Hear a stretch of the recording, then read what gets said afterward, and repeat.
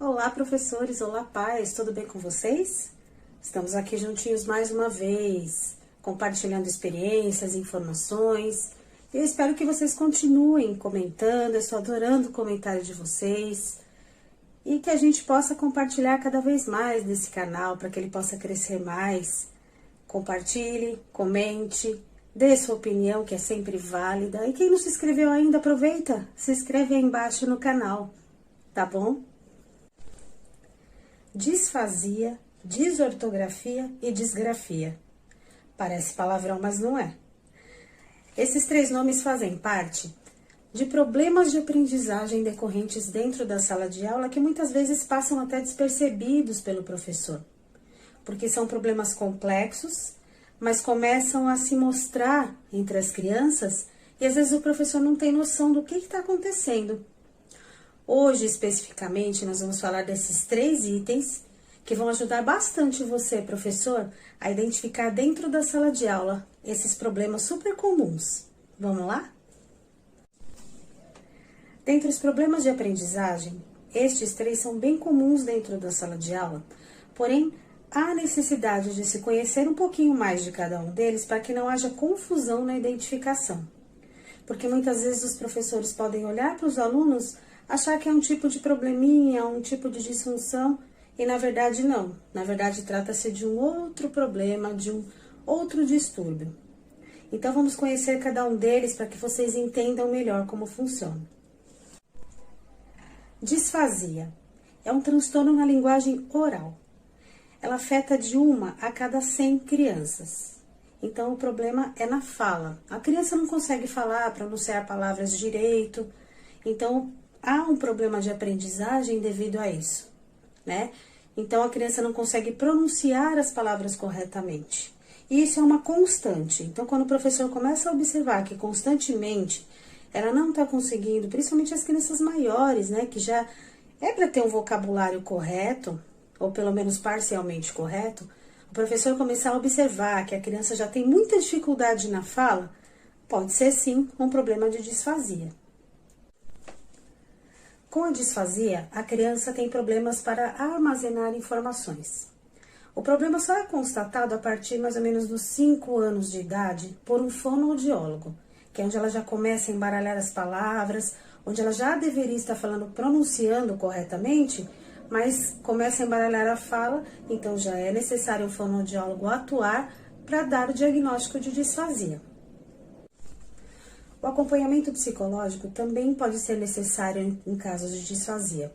Por quê? A autoestima dessa criança, devido à fala, devido aos amiguinhos estarem de repente rindo ou apontando essa criança como se fosse diferente, isso pode ocasionar uma baixa estima extrema na criança, né? Então é necessário também, em muitos casos, que o psicólogo avalie e converse, possa fazer um tratamento paralelo ao fonoaudiólogo.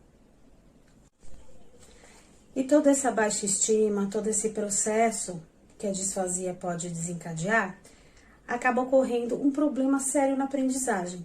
A criança com baixa autoestima, a criança que não consegue pronunciar, balbuciar as palavras, ela realmente acaba atrapalhando todo o seu processo de aprendizagem sem que ela queira.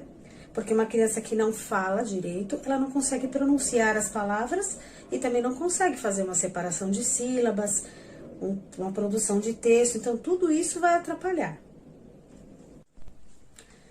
Já a desortografia é uma deficiência que afeta as aptidões da escrita. A criança não consegue produzir textos, escrever frases concretas, tem uma séria dificuldade de montar frases. Então, tudo isso o professor vai observando com o decorrer do tempo. Enquanto os outros alunos conseguem ter as aptidões corretas da escrita, embora com alguns erros, né?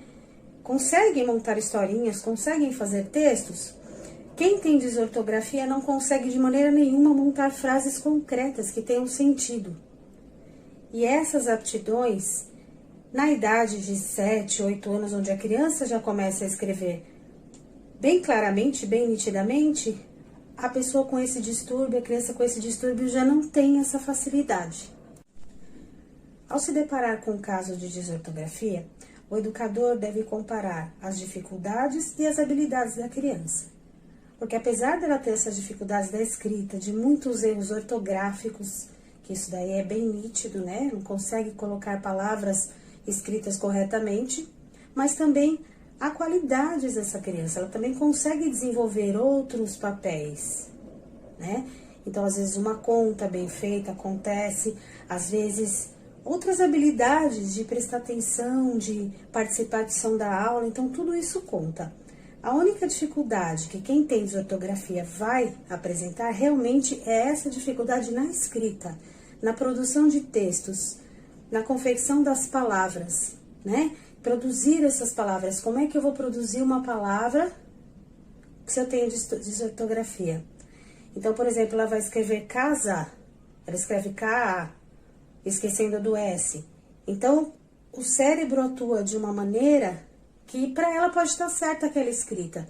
Mas, na verdade, não. Na verdade, a gente percebe muitos erros ortográficos dentro de um único texto.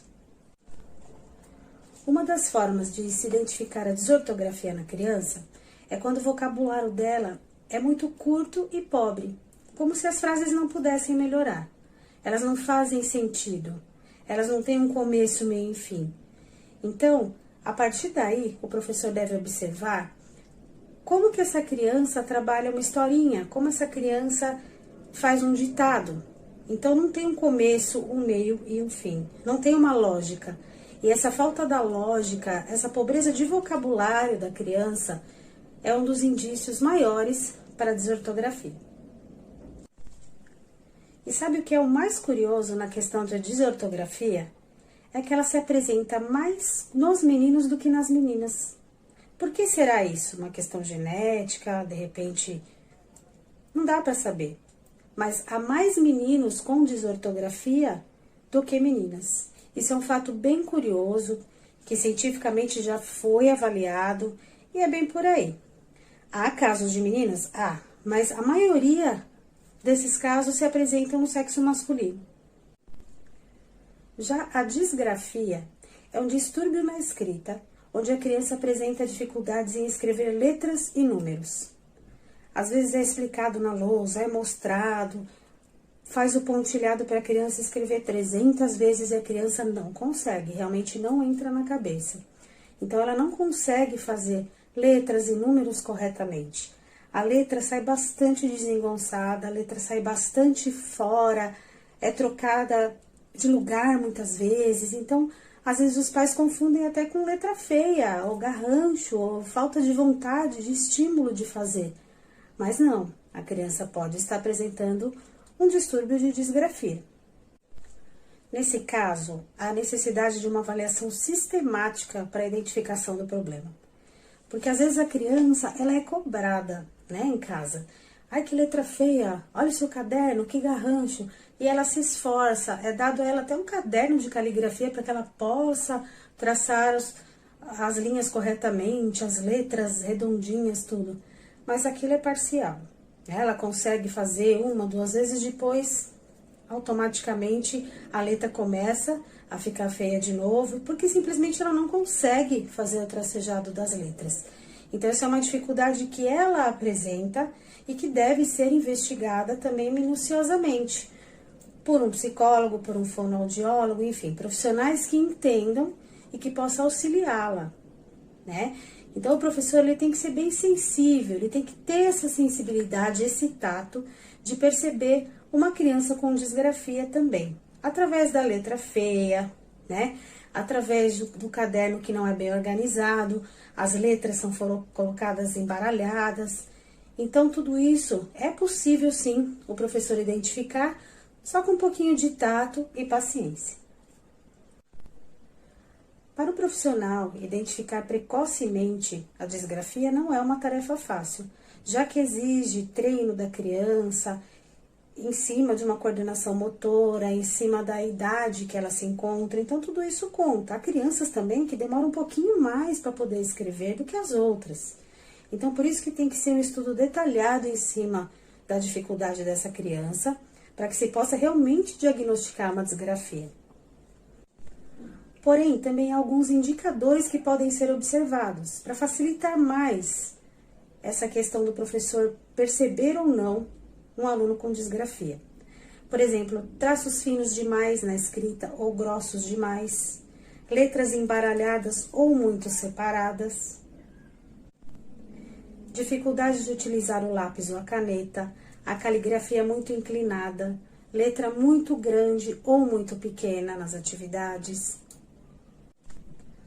borrões nas palavras, aquele caderno muito rasurado, que a criança apaga muito, que a criança passa branquinho, né? Por muitas vezes, letras borradas, muito espaço entre letras e palavras.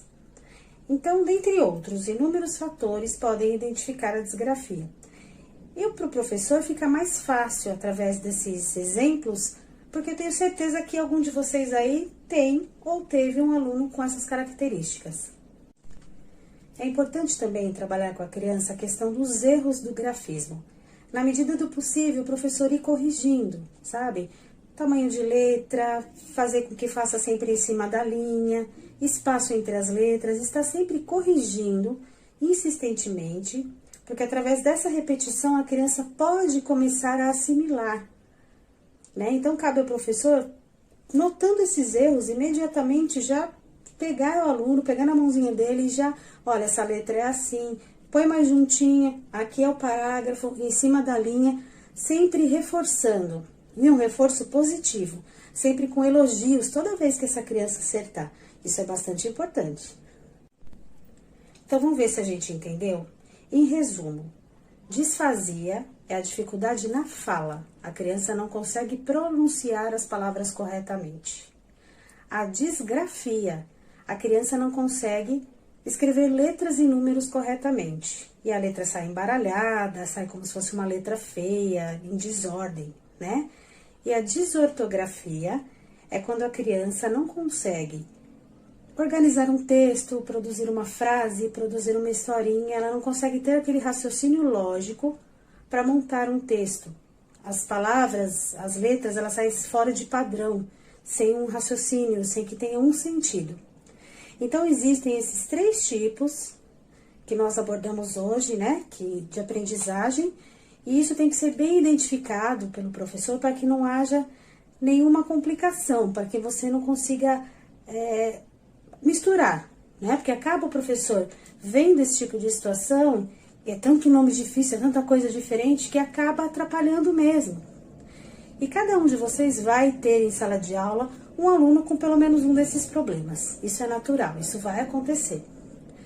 Mas você consegue, através de muito tato, de muita percepção, saber identificar um problema do outro. Saber identificar um distúrbio de outro para que você possa fazer encaminhamento e até mesmo dentro da sala de aula conseguir trabalhar com o aluno. Em todos esses distúrbios de aprendizagem, bem como em muitos que ainda nós vamos ver, hoje nós só abordamos 3. O professor deve trabalhar a atenção centrada nessas crianças, para que o andamento, o processo de aprendizagem deles evolua.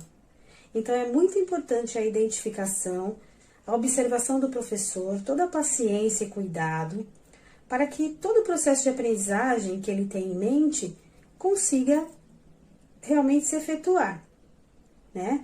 Então, daqui para frente, em outros vídeos, nós vamos falar de mais problemas de aprendizagem, mais transtornos, como que o professor deve abordar, como o professor deve tratar.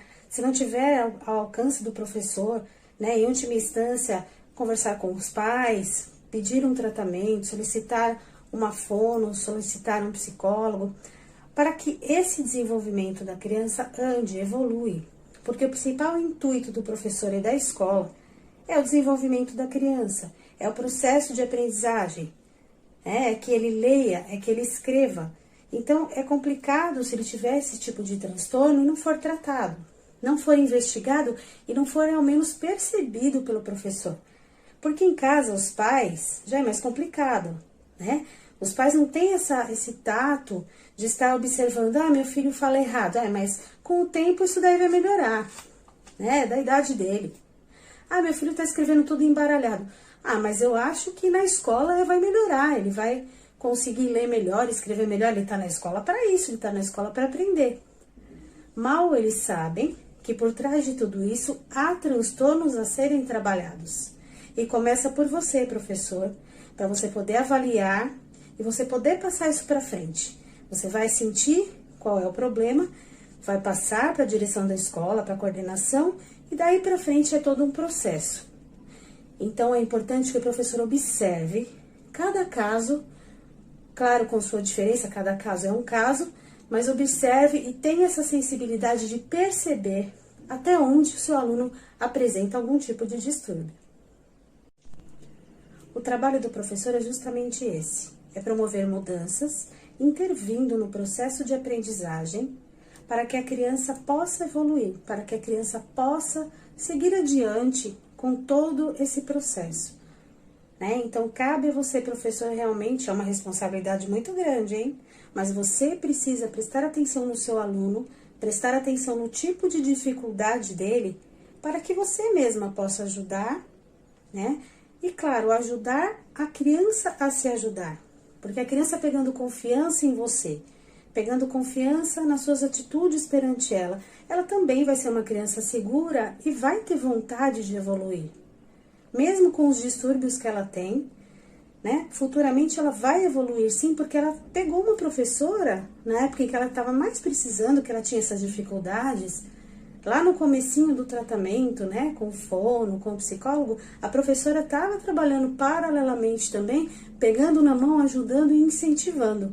Então, o seu papel também é muito importante enquanto educador. Em suma, né, o professor pode ajudar o aluno a aprender a aprender.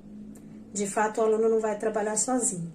Então, dê a mão para essa criança e com ele suba todos os degraus do sucesso. Obrigada mais uma vez, gente, por assistirem esse vídeo, bem como todos os outros. Quero agradecer aqui os comentários, foram muito proveitosos para mim. Eu tô aprendendo bastante com vocês também, né?